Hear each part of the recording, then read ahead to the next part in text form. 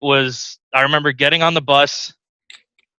The bus went from Ramstein Air Base all the way through Bavaria, and the last stop was my stop. It was middle of the night, and I'm a Florida boy, so step right off the bus, right into crunching into snow, and there's these two dudes in all black uniforms, black berets, coming up to me and telling me, "Hey, man, are you so and so?" And I was confused because I'm expecting to see soldiers in uniform. So no one told me anything about the unit.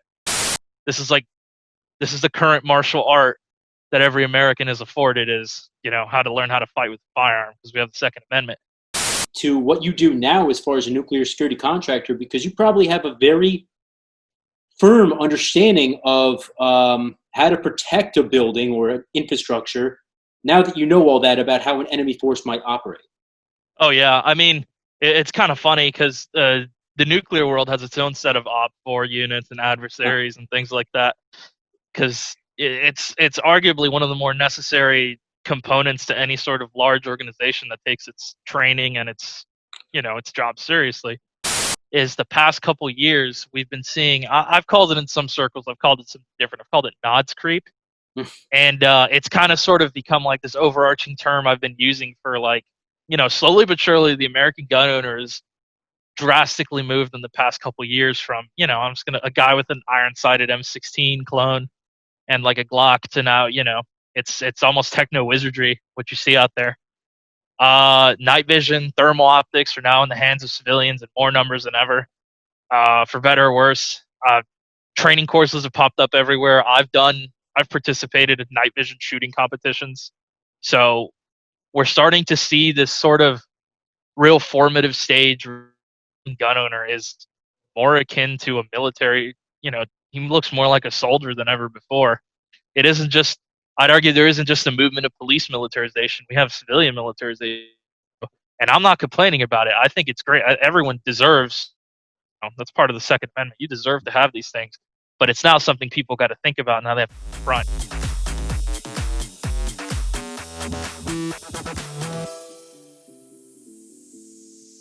And all right, guys, welcome back to another Gutter Fighting Secrets Tactical Podcast. Today's going to be Tactical Podcast number 43.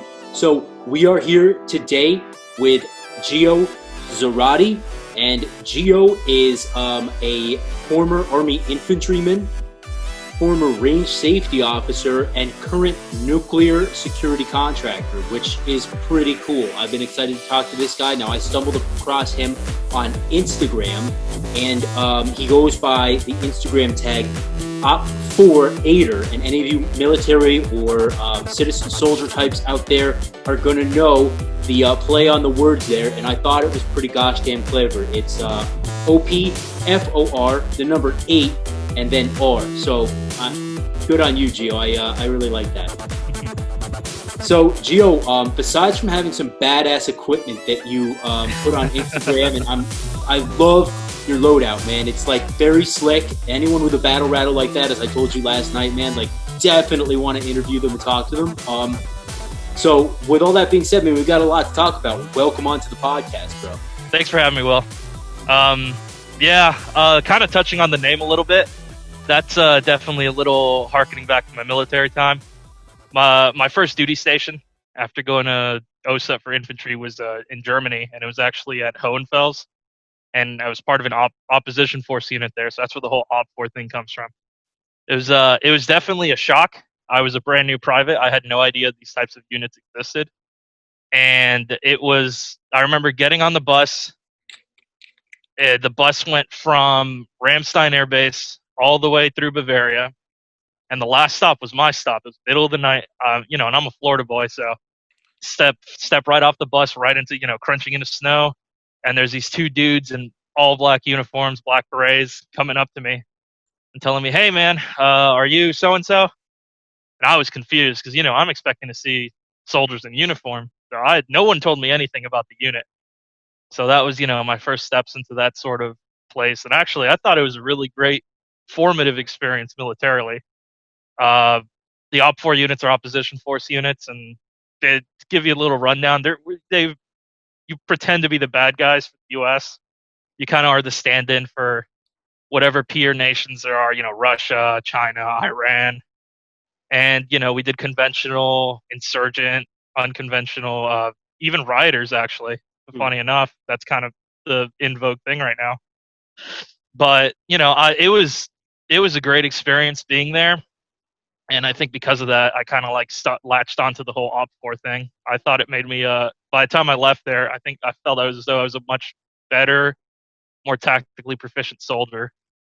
And I guess to kind of touch upon that last part, we got, comparing my first unit to my second unit, the Op 4 unit, we got a lot more field time. We were, field rats because we're on a schedule where, this month we have this NATO country coming through. This month we have these army units coming through, and we had to adapt to be whatever sort of bad guy they needed us from, and from disgruntled civilian rioters, pretending to be, Kosovar rioters, to being full fledged, an enemy country, Kingdom of Ariana.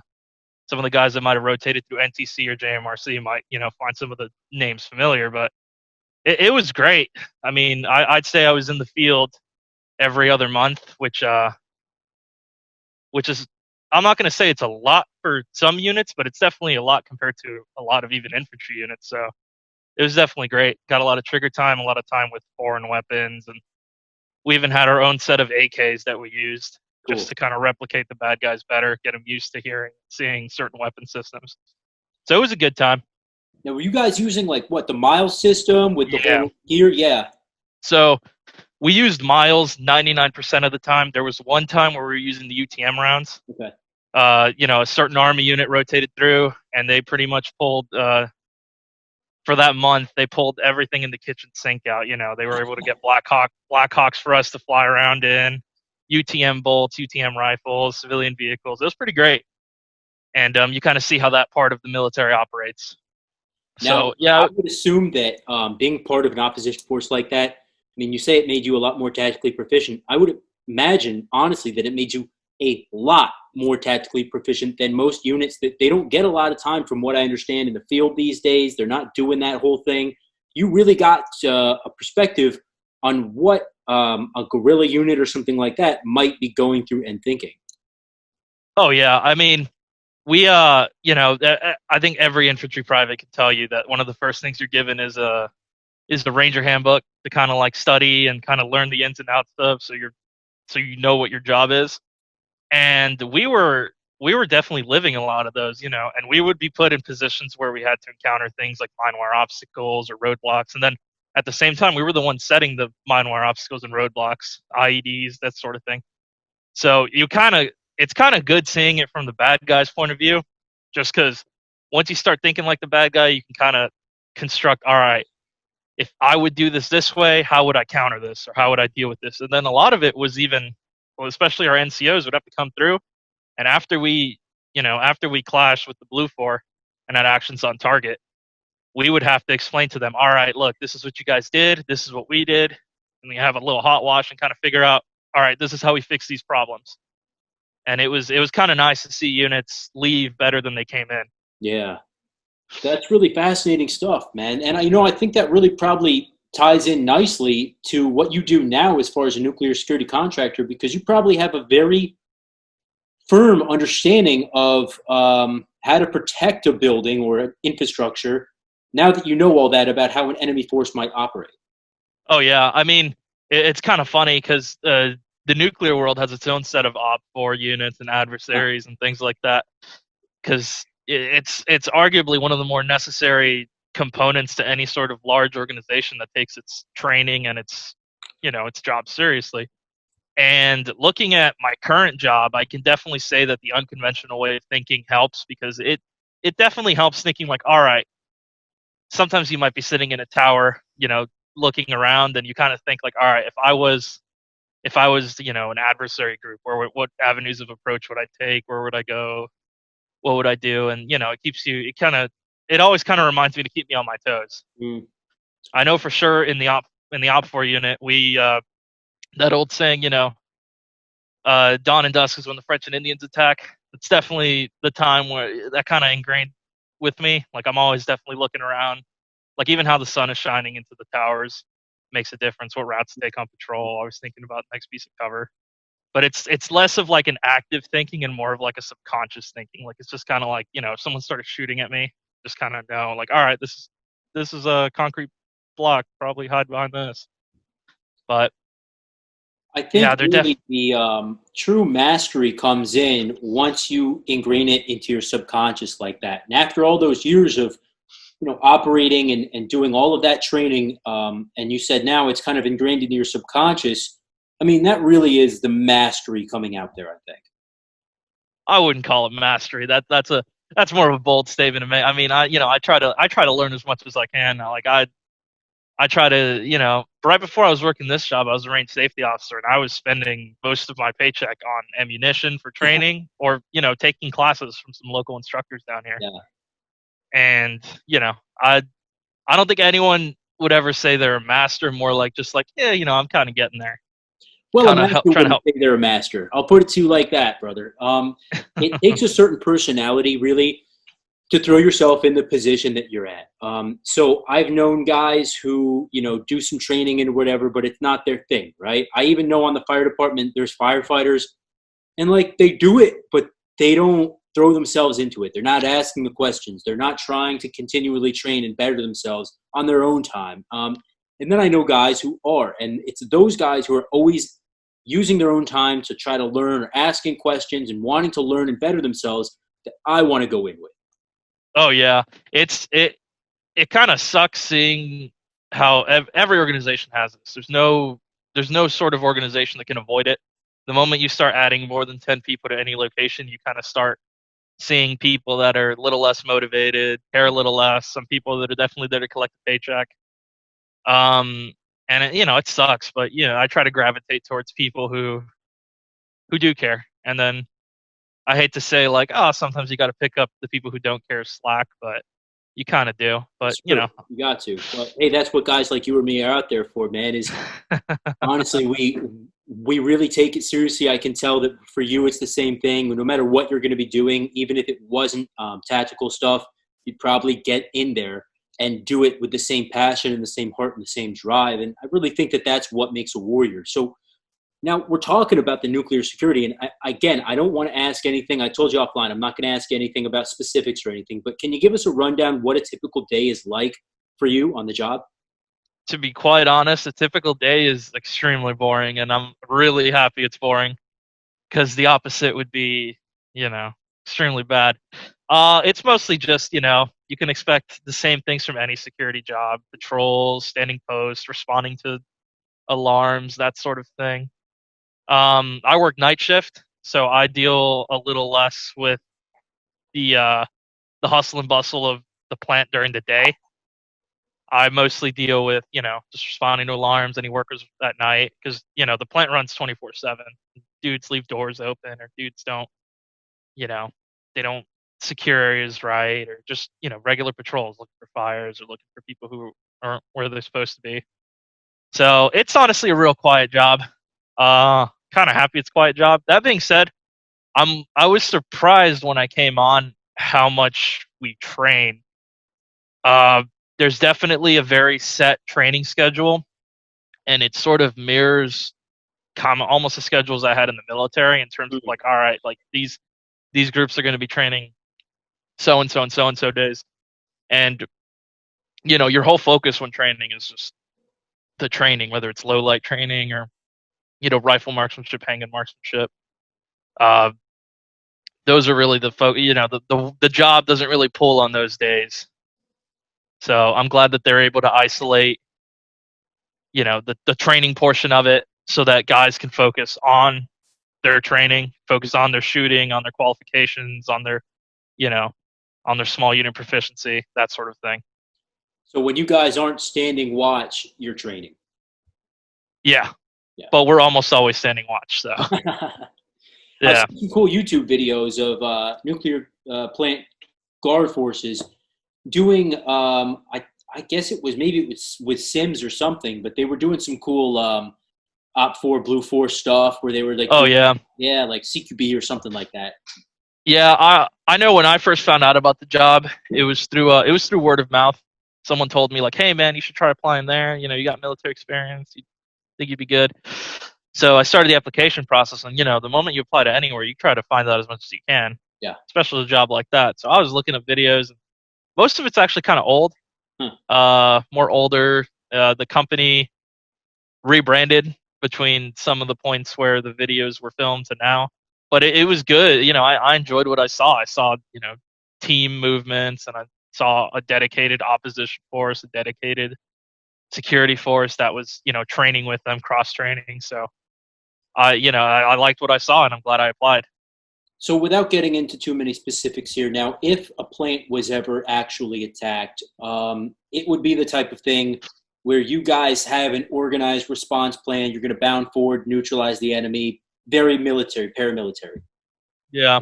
Without getting into too much detail, there's definitely a very well thought out, very well structured security plan. We have the numbers for it, we have the equipment for it, so Do you guys it's have a QRF available to you at all? I mean, not just I like can't police, but I can't comment on that. Roger that. So, nuclear security and range safety officer. Now, I assume that you did the range safety officer right after you got out of the military? Yeah, I tried going to school for a little bit for welding.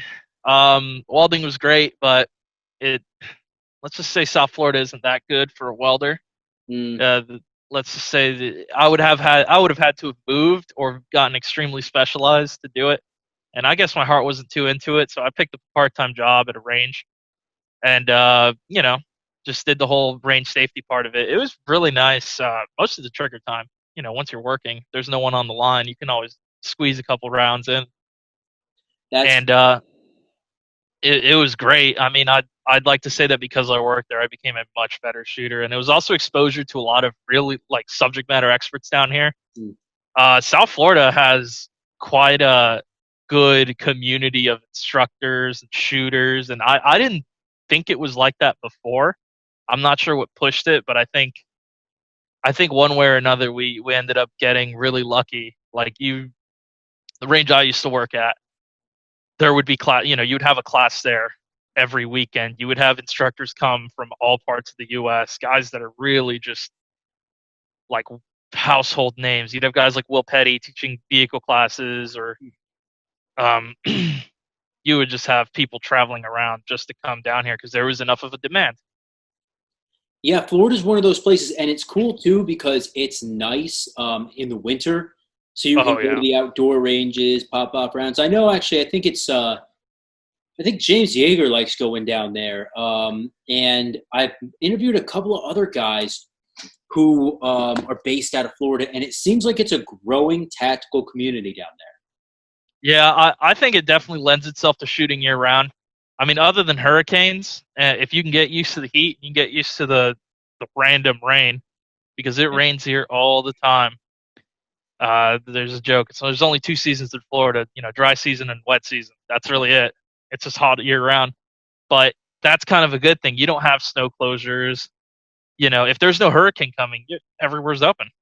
And barring right now with COVID-19, I mean, the ranges this time last year were bustling. I mean, they're even bustling now. Everyone's scrambled and bought firearms. Everyone's scrambling to get training, scrambling to shoot, scrambling to. I'd argue everyone's trying to kind of speed their way to a point to where they're proficient enough, because the news is scary.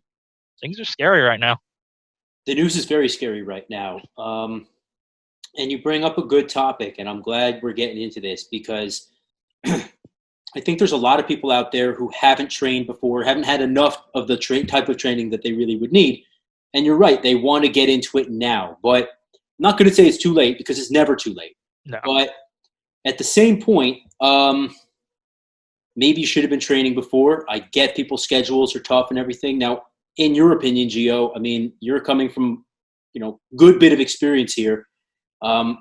If somebody's out there saying, shit, I need to get up to speed here, where should they start? It's kind of hard from a military point of view for me to say, like, hey, don't worry too much about the rifle. The rifle's right. Everyone loves to focus on the rifle. Everyone loves to focus on the plate carrier, and I'm a big gear nerd. I love my equipment. I love spending. I love all the little nuances. I love shooting my AR. But someone said it before. The handgun's your primary weapon as a civilian. So learn how to use that well.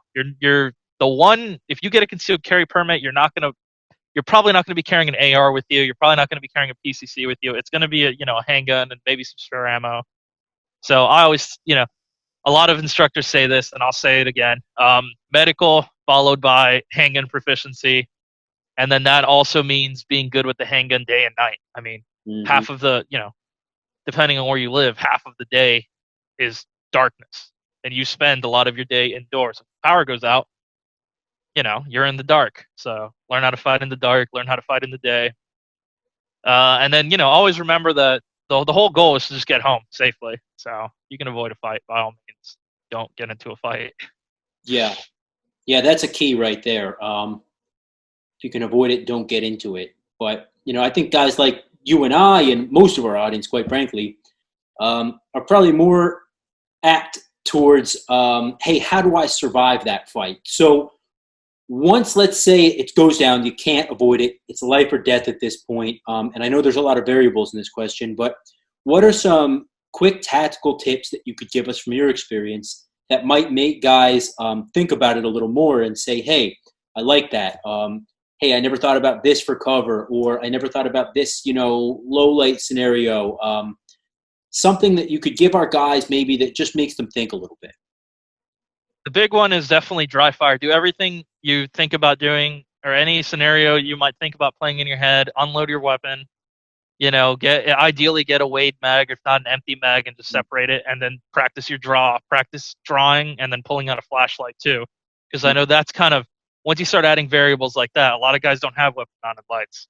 I know down here, especially with the heat, people don't layer, so a lot of people don't carry larger handguns. They'll carry a slimmer or subcompact. And some of them you can't fit a real strong light on it, so handheld for sure. Learn how to learn how to kind of focus on winning the battle before you even set foot on the battlefield. Just kind of practice at home, get those reps in, so that if the time ever comes, you're ready. Your draw is good. As for getting off the X or anything like that, just fight hard when you need to, and if there's no avenue for escape, make one. That's really about it. I like the way that you think, man. Very Sun Tzu. I don't know if you've read any Sun Tzu or not, but you really are on point with it. Now, talking about pistol draw, and this is one of the overlooked things that I see guys on the range. They want to get that sucker out there fast and put it on target, but they're sloppy with it. I mean, slow is, what is the old saying? Slow is fast, fast is smooth, something like that? Slow is smooth and smooth is fast. I think the big thing, a lot of people have, including myself, how I really started getting my speed up from concealment or from a duty setup, if you carry a firearm professionally, the best way to do it is just isolate each portion. So some people, the part that slows them the most, and I know that was my problem, was the cover garment. Pulling your shirt up, and sometimes just do it real slow. Do it every day. Just kind of look at yourself in the mirror with the gun unloaded. Just kind of practice pulling up the shirt and then pulling out the gun, and just keep go through all the motions slowly, and then that way you can kind of start putting the pieces together. I know a lot of competition shooters expect, especially where they're more concerned with speed, they'll do that with their competition setups where they will isolate every movement, and then you speed up every movement, and it sort of falls together. But that plus a shot timer, because I know it's kind of expensive to tell someone like, hey man, go buy this $100 timer. A lot of people are like, well, I could buy ammo. Well, ammo's out of stock right now anyways, but the shot timer is really the only way that you can figure out, like, hey, this is how fast I am now, and this is how fast I want to be. And it definitely, that beat pushes you. That's really the big thing. Like I said, every battle's won before you even set foot there. It's already been decided, just got to go through it. Is there a specific amount of time that you would advise somebody who's really working at it to want to get down to, as far as hitting that target? So, in terms of draw from concealment, like everyone's always chasing that sub 1 second draw. that's that's a hard number to chase. It's not easy for me. I will never say I'm the fastest guy by any means. I've seen some monsters out there, but if you can keep your first shot to sub 1.5 seconds, that's probably that's a good enough time. And just remember that with that first shot, you want to create distance and make sure that you can fight from a position of power as opposed to you're fighting from some you don't want some dude to be close enough to grab the handgun and then all of a sudden it can be used against you. So that's a lot of it too. I know I've definitely put in lateral movements and diagonal movements when drawing just to make sure that if someone ever jumps me within what's the famous number, 7 yards is when most handgun shootings happen. You want to be able to move and fight within those 7 yards. How important is it to learn close-in fighting with a pistol? I'd argue it's extremely important. That's somewhere I'm actually lacking, and I was planning on taking courses for it this year, and then COVID-19 happened, and a lot of that close-in fighting, a lot of that more martial arts-based movements and sort of techniques, you can't really practice them as well if you got to stay 6 feet away from someone. And a lot of the instructors kind of slowed down their instruction too, just because of range closures and area closures and that sort of thing. But it's definitely that's where your money is made in terms of if you're in a grapple with someone fighting for a handgun or fighting for some people are into clinch picks or get off me tools, that sort of thing, and stuff like that. Could be the difference between you going home and being tried in a court case. Because even as much as people want to say oh, I'd rather get home. It's yeah, but you got to make sure you get home with the tools you got. Make sure you're not being a little too, I'm not going to say excessive, but using the right force for the job. Yeah. Because at the end of the day, we're important too, man, is going ahead and learning the laws where you live and what can I do, what can I not do, Oh, yeah. I mean, you don't want to be the guy that's tried by a jury and it's like a gruesome scene that the jury's being shown. And granted, no matter what, it's always going to be this horrible, horrible scene. These are really more just be well trained, learn to recognize what warning signs are so that you don't get to put yourself in those situations in the first place. But if you do, just be smart about how you do it, or at least make sure that your plan isn't something that could be misconstrued as something else. The law is very scary right now for everyone, not just gun owners, but it's always been scary for gun owners, and the last thing you want to do is be hit with a trial for that's just painted in the poor light. It could have been a completely 100% justified self-defense event, and you don't want to get hit with jail time for something that you could have ideally avoided or done in a much better way. Yeah, and you're so right. The laws are very crazy. And depending on which way the election goes, I don't get political on this program, but depending on which way the election goes, it might get crazier or not. But it's sad to see, and we can all sit around and bitch about, the gun laws, but it's sad to see how, especially in other countries, I know you spend a lot of time in Europe, they can't freaking defend themselves at all out there. I've got buddies in Holland, and they're like, yeah, we can't even own a OC, we can't own a baton, nothing. Yeah, I can tell you now, when I was stationed in Germany, obviously we would go out into town a lot. And it was one of those places where because you couldn't, we couldn't carry a handgun out in the economy. So because it's one of those places, you kind of start getting an appreciation for security through obscurity. So a lot of us not a lot of us, but some of us, we were going out into the economy. I'd be wearing clothes that I bought in German stores, clothes that I'd see people my age wearing. And, I'm not going to say I was wearing skinny jeans, but you would start definitely dressing like everyone around you. You'd start acting like it. Definitely picking up some mannerisms.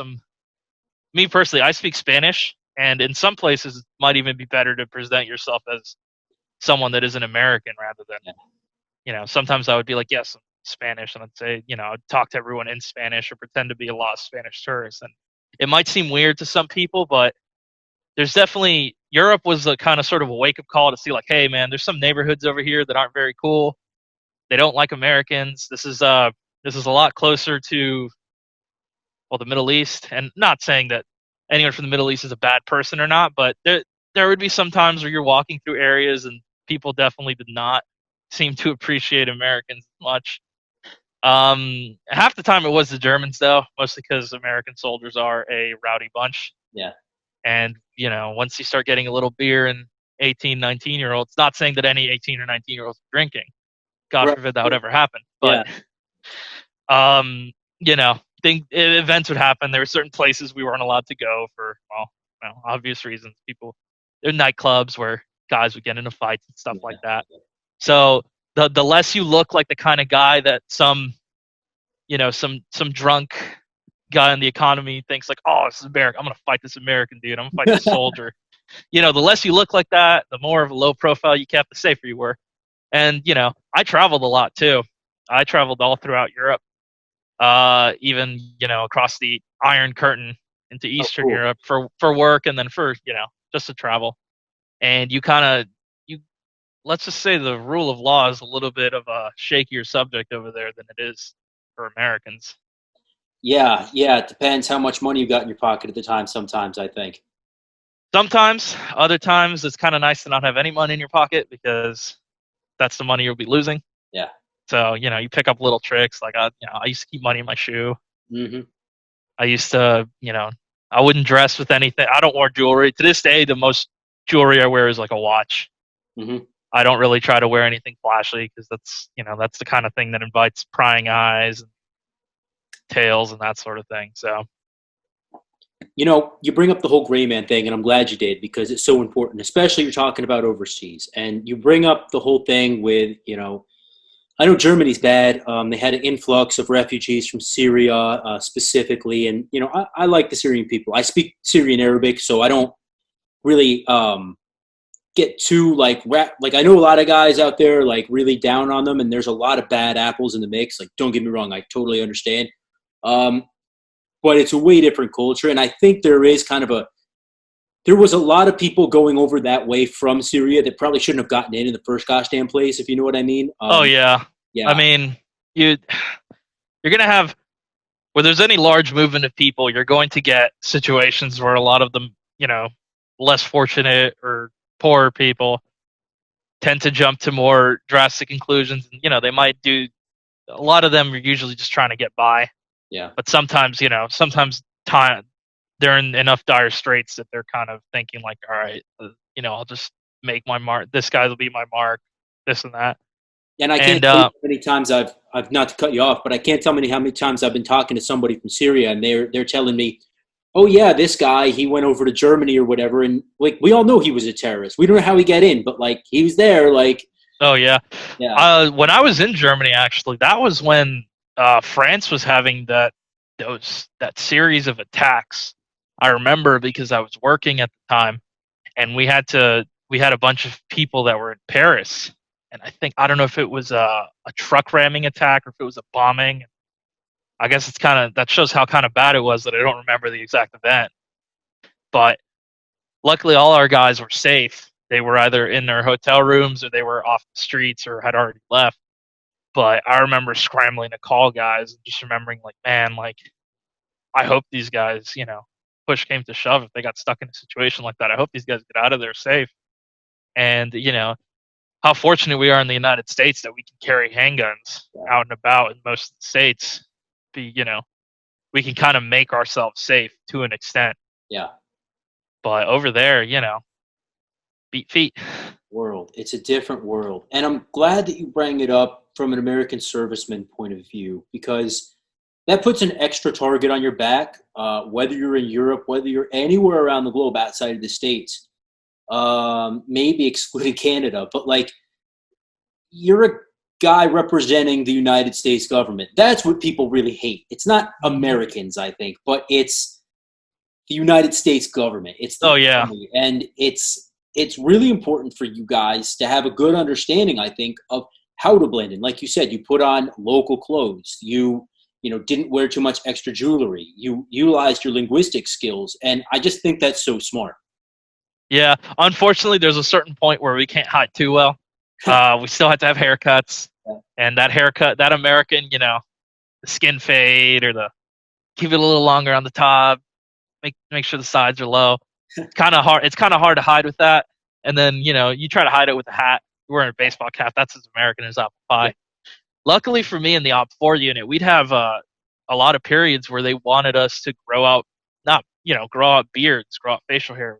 We'd be under relaxed grooming, so we'd have facial hair. Wouldn't get a haircut and be like a month. And I remember that was definitely a shock to me as a brand new soldier. I was used to, you're gonna have to get a haircut every week, 2 weeks, just to stay, looking sharp. And over there, they're like, hey man, come into work in a hoodie and jeans or whatever clothes you're comfortable getting messed up because we're gonna go out into the bush. We got to blend in with these role players, and it was kind of nice going out into the economy with longer hair, a little bit of facial hair, kind of hid you a little better. But we were the exception. Every other service member in Europe has to adhere to grooming standards. So I don't know. I feel like that would be something kind of interesting to see the military kind of present down the line. Be like, hey, we're gonna do maybe incorporate more hairstyles or facial hair, kind of hide guys overseas a little better, knowing that they're targets. But yeah, like you said, a representative of the United States government. A lot of people don't like the government. I mean, I'm worried to see what'll happen.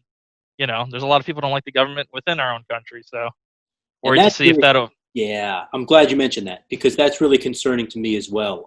Especially being a diehard patriot. I mean, everyone. This is America, so we can disagree. It's fine. You want to peacefully protest and you want to do whatever. That's what we're here for. Like that's what democracy is. But there's a lot of people out there who are militant, anti-government people in the States, and that's a very dangerous combo. And I was actually just talking to my girlfriend, saying, "Hey, it seems to me like war probably is an inevitability. Whether it's internal or external is just remaining to be seen, in my opinion." There's a lot of guys smarter than me that are definitely calling it for what it is. A lot of online, actually, a lot of Green Berets, guys more suited for the whole unconventional warfare thing, calling it for what it is. This is fifth generation warfare, depending on who you ask. It's war through other means. It's you're fighting. You'd argue we're fighting an online war every day. Yeah. We're fighting we're fighting a war of politics, and it's become that vicious is the thing. What would have been a political, just a simple like, oh, I'm voting for X, I'm voting for Y.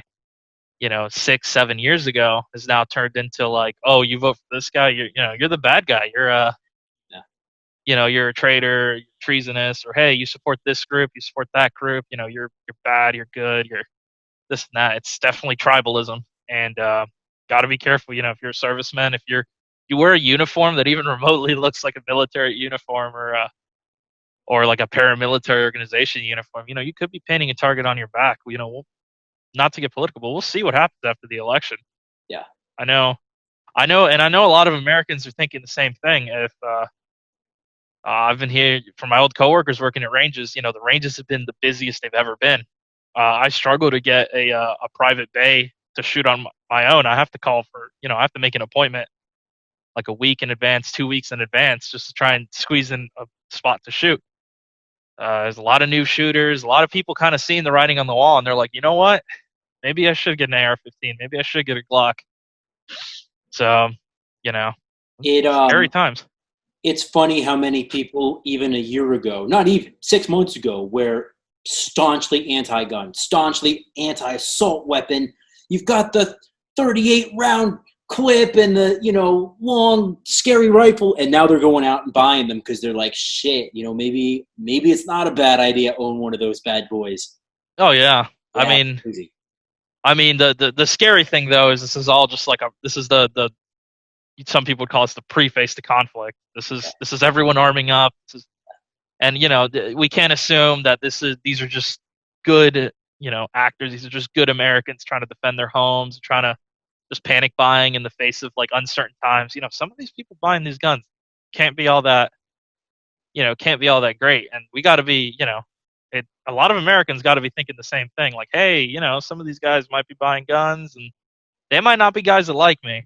You never know what someone's motivations are. They don't ask you like, hey, do you hate X, Y, and Z group when you fill out your 4473? So But, that's why you got to get training. So you got to get the reps in, look up the resources, try and train. I agree 100,000% on that. Is you can go out and buy the coolest awesome rifle and not know how to use it, and it's useless to you or virtually useless. But if you go out there and get the proper training, and specifically, I'm talking beyond sitting there and learning how to change your mag and learning how to fix malfunctions. I'm talking about learning how to shoot, move, communicate, all the Oh, stuff yeah. you guys used to do in the military. And I realize there's so much you can find. I won't say on the civilian market, but I'm saying on the weekend course type thing, there's so much you can find. But the more research you do, like you're saying, Gio, medical, low light, no light scenarios, that type of thing is really what I think you're going to be needing if you want to survive whatever is. I'd argue even what's more important, not more important, but what's more interesting is the past couple years we've been seeing, I've called it in some circles, I've called it something different. I've called it nods creep. And it's kind of sort of become like this overarching term I've been using for slowly but surely the American gun owner has drastically moved in the past couple years from, a guy with an iron-sighted M16 clone and like a Glock to now, it's almost techno wizardry what you see out there. Night vision, thermal optics are now in the hands of civilians in more numbers than ever. For better or worse, training courses have popped up everywhere. I've participated in night vision shooting competitions. So we're starting to see this sort of real formative stage where gun owner is more akin to a military, he looks more like a soldier than ever before. It isn't just, I'd argue there isn't just a movement of police militarization. We have civilian militarization. And I'm not complaining about it. I think it's great. Everyone deserves, that's part of the Second Amendment. You deserve to have these things. But it's now something people got to think about now they have to confront. And the whole nods creep being like, if 2-3 years ago, you might have heard a whisper of like, yeah, this guy owns night vision goggles that he stole from an armory in the military or he bought from some shady site. You now have 8 different companies catering to you today, having Black Friday deals and having rentals out. So it's crazy how the sort of capability has moved. Guys own radios now. I remember late last year there was a big push for the Baofeng radio. These cheap $30 radios, and everyone bought them. So everyone owns everyone owns like 4 or 5 of them now, and it's kind of cool seeing how everyone slowly but surely has built up to this point. NFA items. Everyone's got suppressors now. Everyone's got SBRs. It's become this thing where it isn't this taboo thing for gun owners. This is now like a goal. It's not like a goal a lot of people have. Dudes own body armor. Dudes own chest rigs. Dudes own battle belts. Guys have hundreds of dollars into their everyday carry, and then they have twice that into their fighting load or their training load or their duty load. And it's kind of cool seeing kind of like how quick it's developed. And I'm not sure, it's social media is to blame. A lot of personalities, a lot of, podcasts and information like this coming out there. For all we know, me talking about this right now might be the first time someone's like, oh, really? People own night vision and they can rent and buy it. And, the world's changing. So it's kind of cool to see good stuff ending up in the hands of good people and seeing that there are trainers coming up to train it and that there are guys that are interested in it. I mean, it is a cool, even if you don't consider it like a necessity, like some people like myself consider it, you need to be, this is the current martial art that every American is afforded is, how to learn how to fight with a firearm because we have the Second Amendment. But a lot of guys that are even just hobbyists see this and be like, wow, that's cool. Like, and video games I'm sure help and movies, this sort of thing. So it's kind of interesting.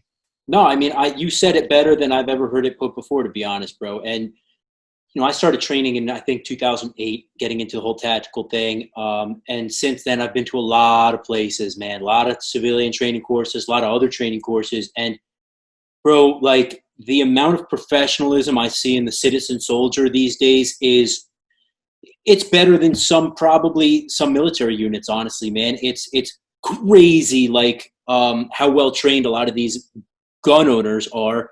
And if you think that, some, I don't know, let's just say Antifa force thinks that they could go against these people, they're freaking nuts because these guys are well trained, well prepared, and very well armed. And it's, oh yeah, it's incredible to just sit back and try to get on the sidelines of that and watch and say, holy cow, man, you've got a lot of Spartans out there just training, you know?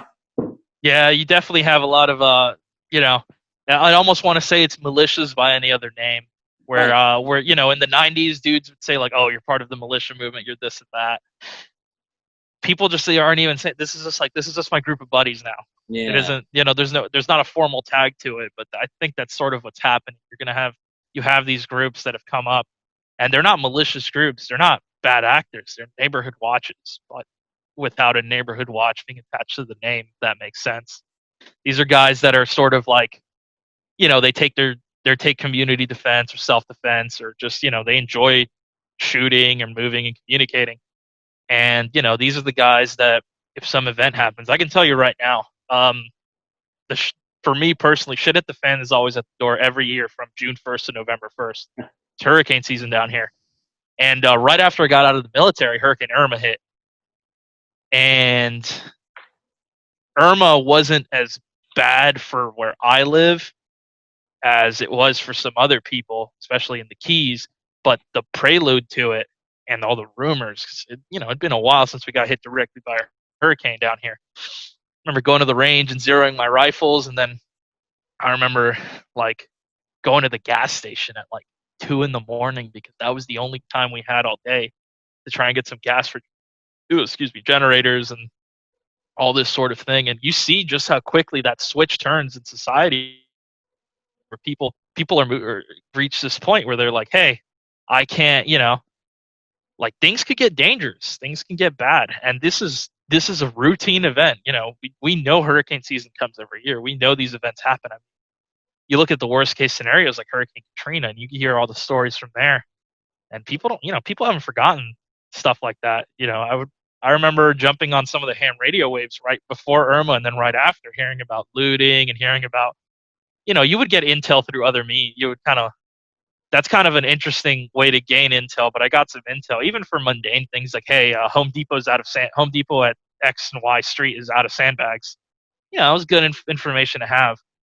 And I think this kind of leads me to my next point. Like, if we're going to have all these, you know, citizen soldiers or like these well armed men that are, you know, good, virtuous men trying to defend their property or defend, you know, what's morally right or just or protect their families, they, you know, it's all fun and games to be the cool guy that's shooting all the time, looks cool on the gram, but you know, get some maps, show you know, learn how to do all the other ancillary things that come with the loss of, I'd say, the government safety net.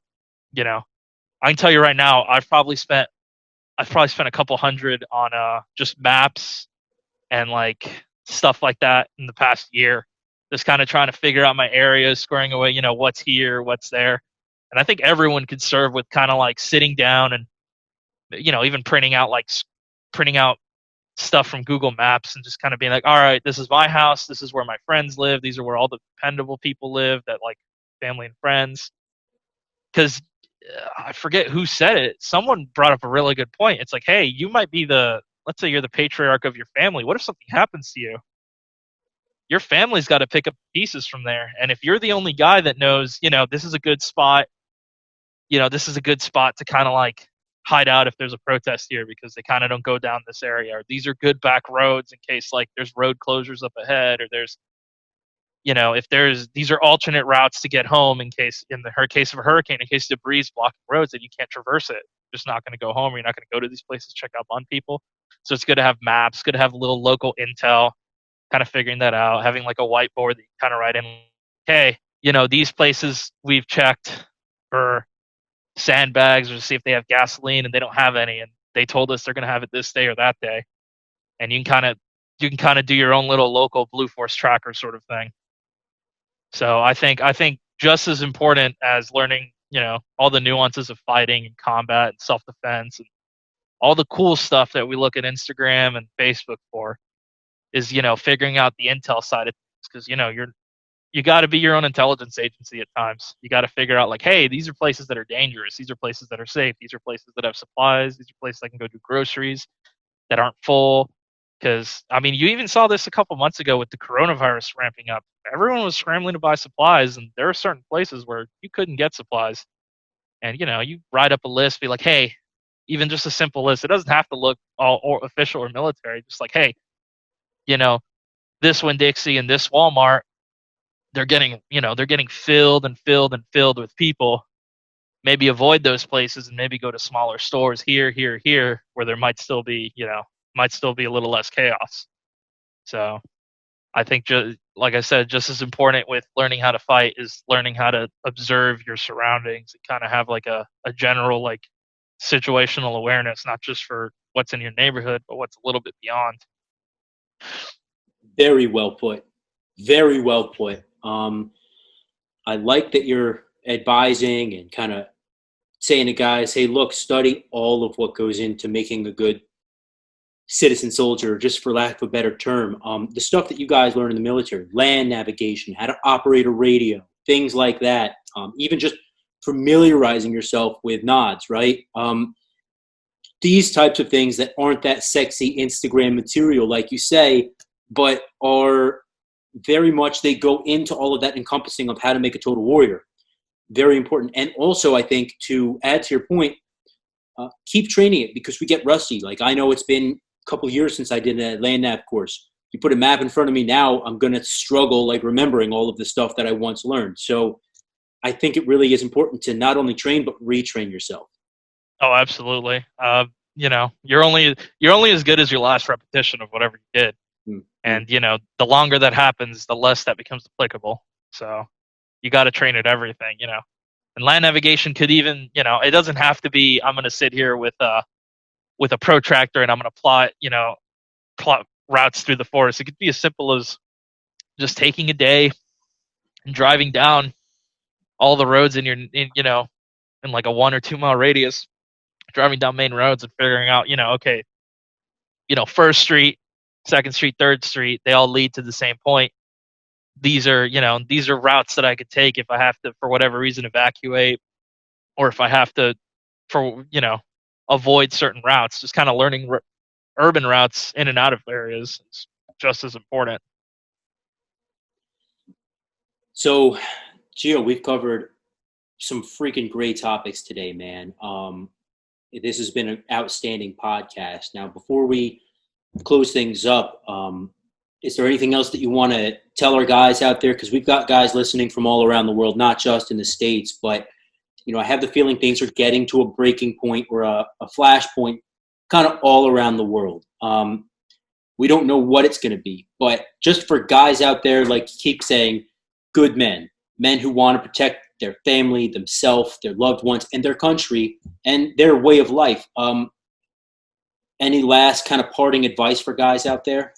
The big thing is just going to be, look at history. There have been events, it might seem hopeless now, but there have been events that have been way harder on the human spirit. We're Americans. We persevered through it, so we can get through whatever problem comes up. There's always sunshine right before the dark, or right after the dark, rather. Things will get better, and it just takes time. Just, be prepared for whatever the worst case scenario may be, and just hope for the best. But I trust there's a lot of real good people out there, real morally upright Americans that, if push comes to shove, they'll do the right thing. We've always been a country of doing the right thing. Well said. Well said. Well, Gio, man, thank you for your service, and thank you for your continuing service, and thank you for coming on here and really breaking it down in a way that has been very well spoken, and a lot of great information for guys to really go back, rewatch this, study it again, take some notes. I would highly advise. And look, man, guys who want to follow you out there on Instagram, I'm going to leave a link down below here. Do you have anything else besides the Op48er? That's really the main place. I mean, if that's my biggest social media right now, just the Instagram page.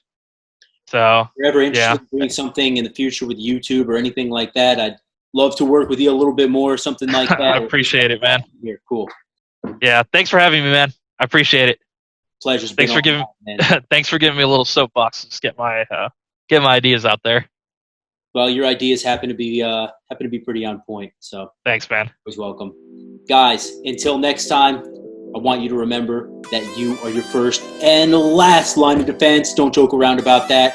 Serious times we live in now, and I will catch you on the next Tactical Podcast. Cheers, mother flowers.